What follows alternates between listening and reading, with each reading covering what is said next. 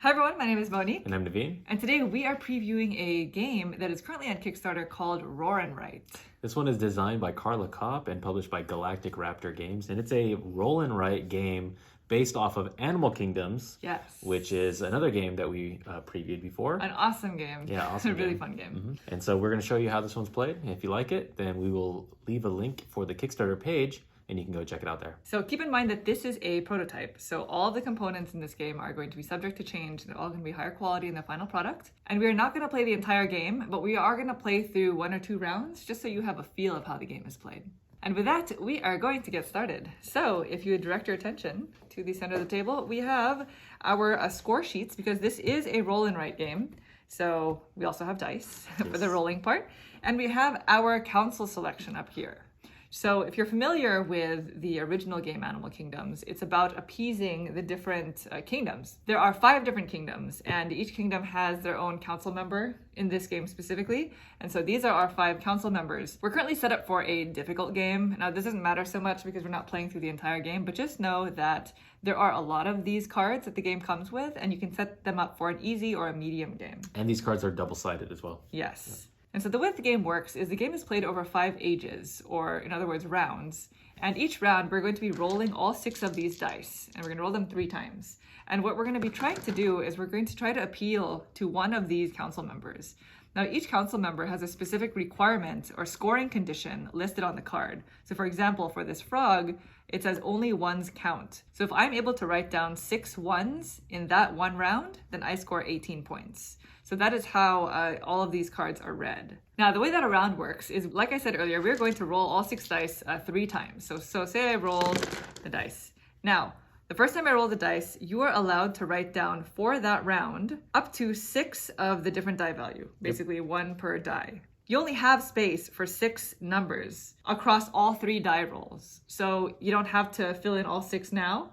But if you do leave any dice left over, you are also allowed to write in one of these unused die values in one of the 5 kingdoms up here.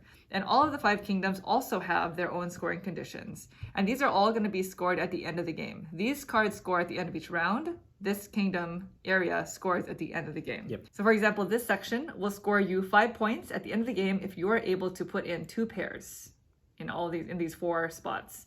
This section, you have to write them in value from small to big. So that's 1 through 5 or so, 2 through 6. Exactly. Yeah. And that'll score you 6 points if you're able to completely fill it in. This is from big to small, so it's the complete opposite of this kingdom. This area here is any value. So you can literally toss in any die value in all these spaces. And if you completely fill it in, it's 8 points.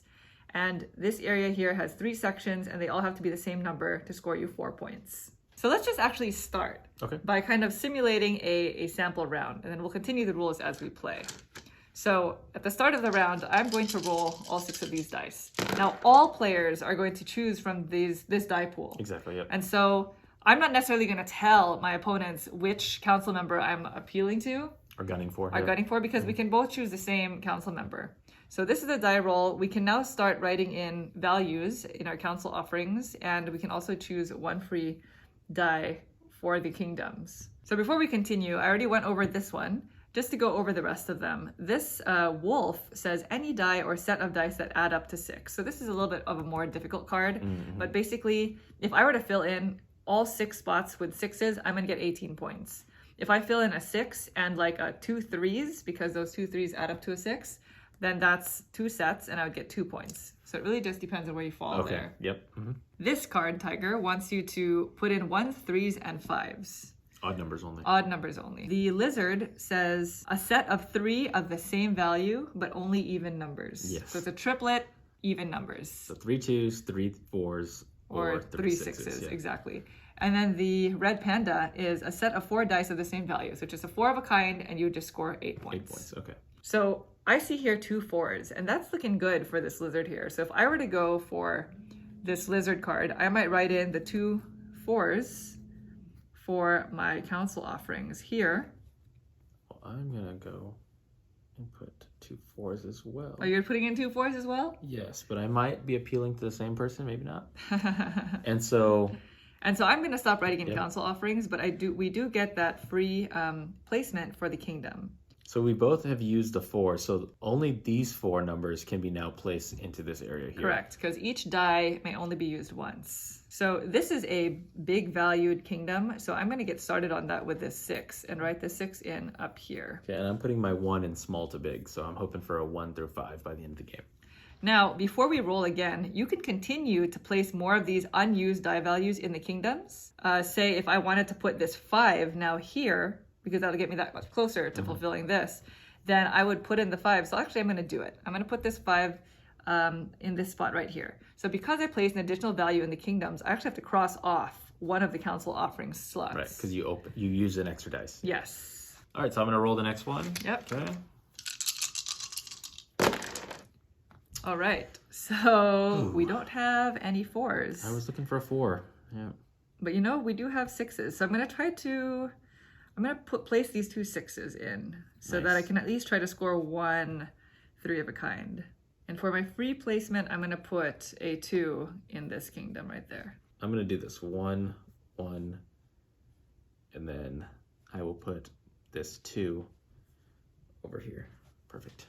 If either of us actually completed our council offering spaces early, either in the first or second roll, then you actually get an early appeasement bonus. And so if you complete the whole council offering slot in the first roll, then you would circle this spot here and you would get an extra 4 points for the round. In the second roll, it would be 2 points. But because neither of us have completed, we keep going and we're not going to get any bonus. So this is the third roll for the H. Hallelujah. There's the 4s I was looking for. Wow, now I have like a ton of 6s and a ton of 4s. I will take those 4s. So I will take I'll take a 4. And then I'm going to place my free 4 on this spot here. Okay, so I'm that much closer. I'm going to take a 6 to the big to small. So that's it. We have finished the round. Neither of us get the early appeasement bonus, so we get 0. And so what happens is at the end of the round, you're going to write down the letter of the council member who you tried to appease that round. Okay. So you don't have to decide that at the beginning. If your plans kind of change mid-round, then you can, make that decision. Yep. So I tried to appeal to the lizard. C. And so the lizard letter is C. I would put that here, and then I would score for the round. So unfortunately, I was only able to complete 1 set of 3 of a kind of even numbers, and it was a 3 4s. Yep. So I only score 4 points. So I would write that in my round prestige area. Okay, so I was gunning for A, which is a set of any 4 dice of the same value. And so I got 4 4s. So I'm going to put an A here, and that nets 8 points. Nice. Wow, so you got twice. Needed those 4s on that last roll, yeah. And so basically that is how an entire round works. We would do it again, following the exact same protocol, and maybe choosing a different representative secretly this time. And you can appease the same council member, so I could try to gun for A again, and Monique, of course, can go for C again. There's no rules against that. But after we've played all 5 rounds, what's going to happen is we're going to add up our total score for all of the round prestige points that we've earned. And we're going to put it in this top number here. And then you actually get points depending on how many different council members you appease during the entire game. So yes, you can appease the same council member more than once, but you get a good bonus for appeasing different ones the entire game. So at the end of the game, if I've appeased all 5 of them, I get 15 points. Lastly, we each also have these personal agenda cards. Now, in the final version of the game, these are not going to be cards. They're going to be written on the back of the score sheets. But what they do is they give you a private scoring condition just for you. So for me, at the end of the game, I'm going to score points for every 6 that I have in my whole council offerings area. In the entire grid. Yeah, not in the kingdoms, but in the grid down here. So it looks like if I have 9 and up, the maximum I can get is 7 points. And in addition, I'm going to score points for every pair of 1 and 2 that I have in my council offerings. I don't have them yet, but maybe over the course of the game, I'll have more of them. Gotcha. Mine is, my personal agenda is the unique number I was looking for is 3s. So same thing as Monique's. If I have 9 or more, then I get up to 7 points. And then the other one is for me is pairs as well.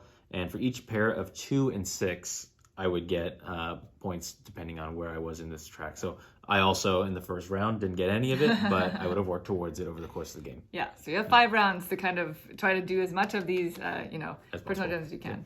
And each of these agendas have a combination of a unique number and pairs that they're going to be going for. Right. So that's pretty much the entire game. Like I said, you play over 5 rounds, and at the end of the game, you just add up all those points, and whoever has the most points wins. That's it. Yeah. The game is highly replayable because there are a lot of these different council members, like we mentioned. You can play them with different levels of difficulty. There are a ton of the personal agenda cards, and so everybody just gets different ones, and you can play with as many people as you're able to. As long as you have the sheets. As long as you have the sheets. Yeah. There's also a solo mode, and all you solo gamers out there can play this as well. Mm-hmm. So if this game looked interesting to you, it is currently on Kickstarter. You can check out the link below and take a look at the page. Thanks for watching. Thanks. Bye. Bye.